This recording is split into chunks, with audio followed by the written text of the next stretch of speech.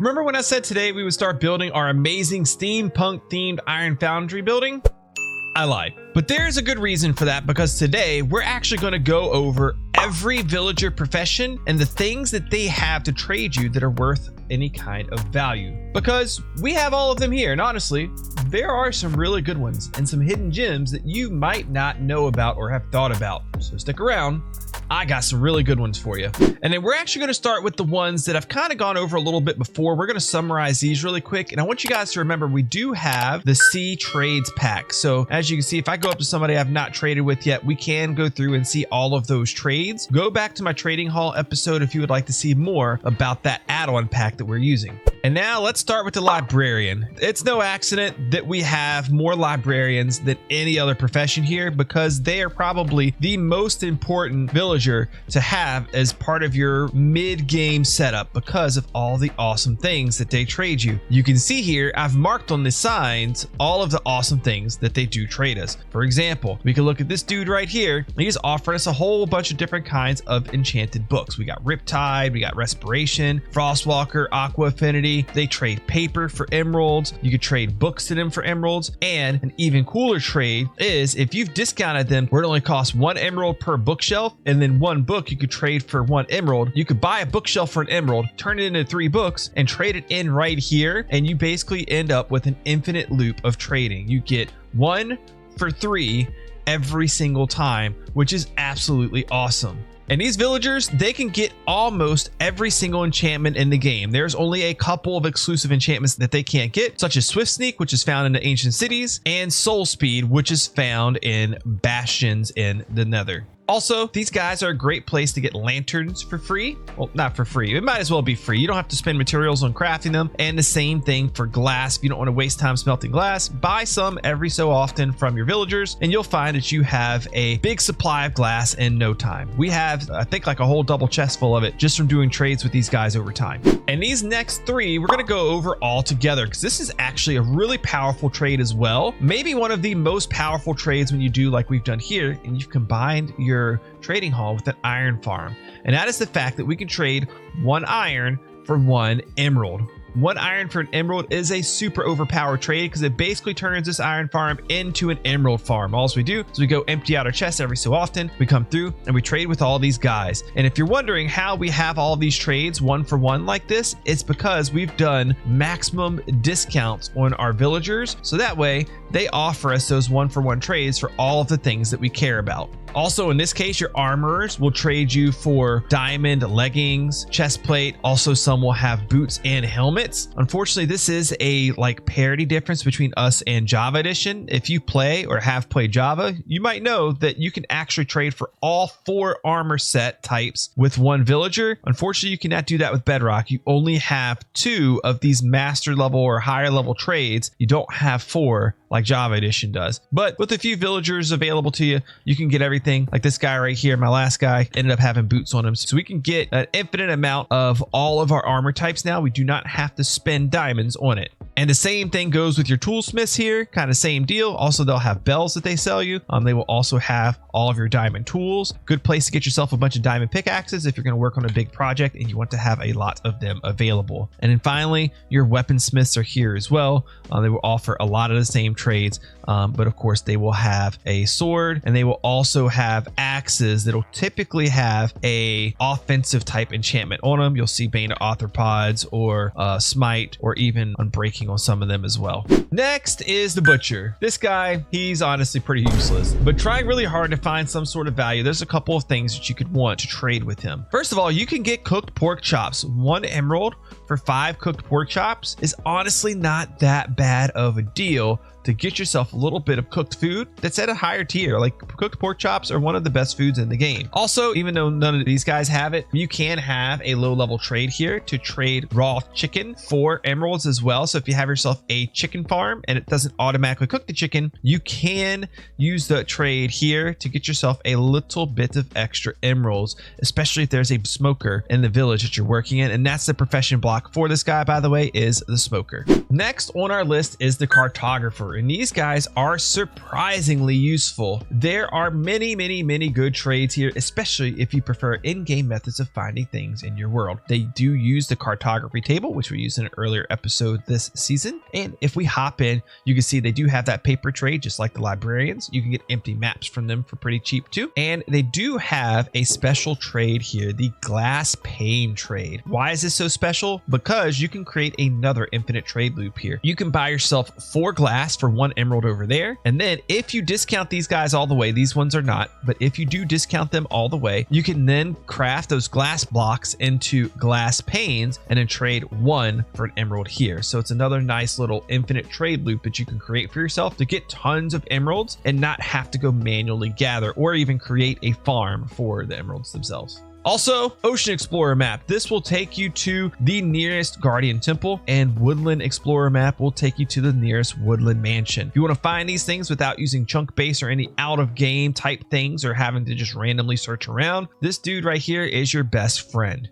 Also, another wonderful trade is 1 emerald for an item frame. Item frames are expensive to make. You need a leather and a whole bunch of sticks, and they're just annoying to have to craft. So if you want to get a bunch, go ahead and get them from your cartographer. And last but not least, you do get different color banners, and you can get the banner globe pattern here from him as well. Next is the cleric. We have not yet tackled a nether fortress here, but to get a whole bunch of clerics, you would need to do so because you're going to need blaze rods to make the brewing stand. Now, I traveled far and wide before the episode started to finally find one of these. The rest of these guys through here will also end up becoming clerics. We just don't have those brewing stands available yet. But the cleric is another must-have villager in your trading hall, especially if you do as much redstone as I do, because he will trade you redstone dust for an emerald. It's not a ton, but with a number of clerics available, you can easily go through and get yourself a lot of redstone dust every time you walk into your trading hall. On top of that, you do have a rotten flesh trade here. It's normally 32 rotten flesh for 1 emerald. Not that great of a deal. It's a little bit of a pain in the butt to trade, but if you have a farm that produces a lot of rotten flesh and you want to get rid of it, this is the way to do it. And if you do those max discounts, a 1 rotten flesh for 1 emerald trade is actually extremely powerful. If you end up with a zombie spawner farm, a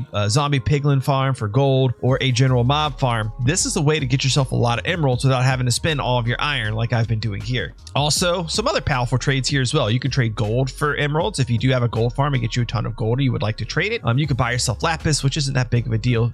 This is another big one. 1 emerald for 1 glowstone is honestly not bad. If you want to get a lot of glowstone for a particular build that you're working on in your game, or you like to use glowstone for lighting things up or whatnot, this is honestly a really great way to get it. And then lastly, at least before you set up any kind of bartering farm for yourself, this is the best way to get ender pearls in the game. Go ahead, 1 emerald for 1 ender pearl. That is not a bad trade at all. And lastly, we have the bottle O enchanting. This used to be an okay trade, but it was never really that great on Bedrock Edition because unfortunately, we can't put things in our offhand. Can't put that over there. Oh, just do it on a, give me that back.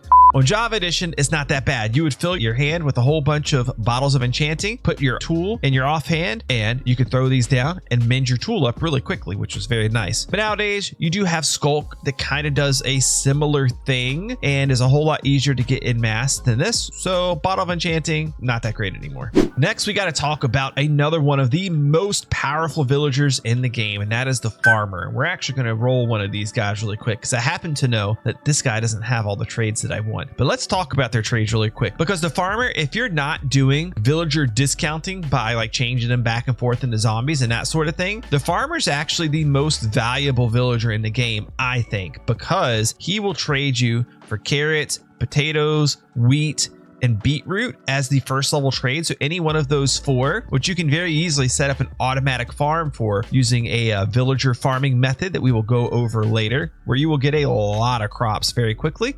Even more so, pumpkins and melons are on 2 different levels here. So you can make yourself a ultra fast melon and pumpkin farm, which we will also do later on in this series. And you can come and trade even at 6 pumpkins per emerald or 4 melons per emerald. It is such a great deal. It is 1000% worth doing annoying. This guy is very powerful. If you want to make golden apples, this is your best way to get apples right here. Obviously, everybody loves cookies and cake, so you might want to use that. But the big one here is the one that I think it's this guy right here has. No, here we go. The golden carrot trade, because the golden carrot is probably the best food in the game, at least arguably the best food against cooked beef. And this is easier to get than that because you can just come in and just grab a handful of them anytime you want to. So for me, what I would love to do more than anything is to get all of these guys giving me golden carrots, because I don't really care about the glistering melons that much. So a little bit of this. Look, what? Can we please? Hello? I need you to reset your trade, sir. Oh, no. I have another one up here. He's linked to that. Oh, this is going to mess things up, I think. Hold on. Let me place you back down. We're going to take it off real quick. Okay, so now he linked to this one, I think. Yeah, there we go. Okay, so now I can just cycle trades on this guy by just breaking or moving his profession block. And then eventually, he's going to have my golden carrot trade. And there it is. All I need to do is lock him in by trading an emerald with him for some bread, and we're good to go. And next we have the Fisherman. This guy's pretty worthless too, except for one convenient trade that removes a crafting annoyance from the game. Let me show you what I'm talking about. First of all, it's okay-ish trade. If you have a spider farm, some way to get a bunch of string, he does trade string for emeralds, so it is a way to do that. But here, honestly, is the big one. An emerald for campfires, because campfires, they are one of the most annoying things to craft because you need coal and you need sticks and you need logs. It's a pain in the butt. So get yourself a fisherman or two and it will allow you to get, I think, about 12 of these at a time, which is not bad if you plan on using campfires for different things. Otherwise, this dude's totally trash. Speaking of trash, his next door neighbor right here, the leather worker, is also a mostly worthless person because doesn't really trade you that much of anything. You can trade him leather for emeralds. Not that great.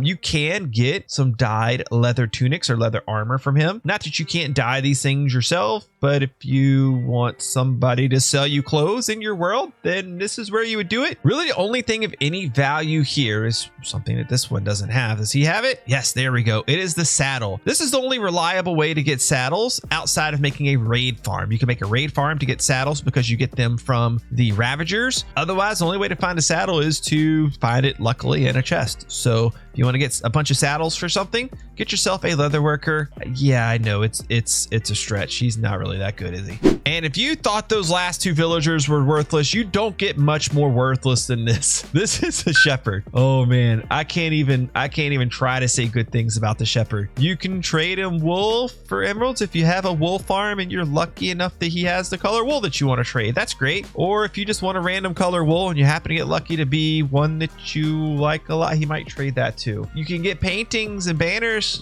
from him. Why do I even have him in here? The only purpose he's here is just so I can show you guys how worthless he is. Let's be serious. Last but not least, we're out of the worthless category and on to the builder's best friend. This guy is super powerful. Let me show you and let me explain, because if I take a look at, let's say, this dude right here, this is a stonemason. They can have some pretty awesome trades. If you like to build with bricks, he'll sell you bricks. But even more so, if you like to build with polished granite, diorite, or andesite, this guy in this slot right here can have any one of those three things there, or he will sell you dripstone blocks. This is honestly, it's not a bad trade. I can see myself using that quite a bit. But moving on from there, it can also sell you terracotta. Now, glazed terracotta, not that great. Don't necessarily want it, but the other terracottas, if we could find somebody that's actually selling them. Hello? Here we go right here. This guy right here, gray terracotta.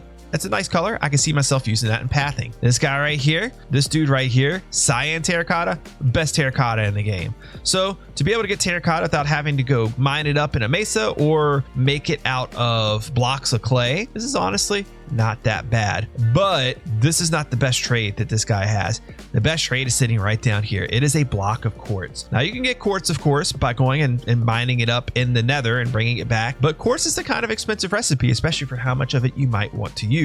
So if you can get yourself a bunch of stonemasons selling you these regular quartz block, then you are in business to be building with some quartz in your world. I need to go to sleep now because it's getting dark. And you know what? We forgot a villager. hold on a second. Let me roll these trades because there's one more villager that we did not go over. And the villager that I forgot is the Fletcher. He is a great early game villager to trade with because the Fletcher will offer you both plenty of arrows, which are very nice to have in the early game. 1 emerald for 16 arrows is not bad. Also, if you use an amazing mending bow like I do in the early game before you have any farms set up, 12 emeralds, that'll set you for quite a while. You'll probably have enough arrows for a couple of weeks at least. But this one right here, even though it seems expensive, this is one of the easier ones to get because he will trade you 32 sticks for an emerald, or 1 emerald for 32 sticks rather. And I can turn 1 dark oak log into 8 sticks. So it will take 4 logs will equal 1 trade with this guy. In the early game where you don't have automatic farms to get yourself a whole lot of stuff, this is one of the easier trades to make to get yourself a lot of emeralds. I just locked him in and I did not mean to do that. Okay. You might get replaced in the future because there is another reason why I care about this guy's trades, and it has to do with this last slot right here. If you want to get yourself some tipped arrows, this is where you do it without having to make potions. So we will go over potions later on in the game for sure, but this is how I was able to do my early game villager zombification because I set up this guy right here with arrows of weakness. We will also want to get some arrows of harming. That'll be great for fighting mobs like the dragon or maybe even the warden. Is the warden an undead mob? I don't think it's undead mob. I'll have to look that up before we fight him or deal with him. But arrows of harming do more damage when they hit, except for against undead mobs, which means we will also get arrows of healing, and we'll have those available on one of these guys as well, which will be great for fighting the wither. So Fletcher's pretty nice to have as well. And this place, this is going to be a pretty great place for me to come whenever I need to do any of my villager trading, because in the next episode, we're going to be building this thing into a absolutely awesome steampunk themed iron foundry. I have a fun way to kill the golems in this iron foundry too that you're going to want to check out. So make sure you check out that episode. Drop me a comment down below. Let me know your favorite trades. Click the like button and subscribe to the channel. And I'll see you later on the Bedrock Guide. Bye.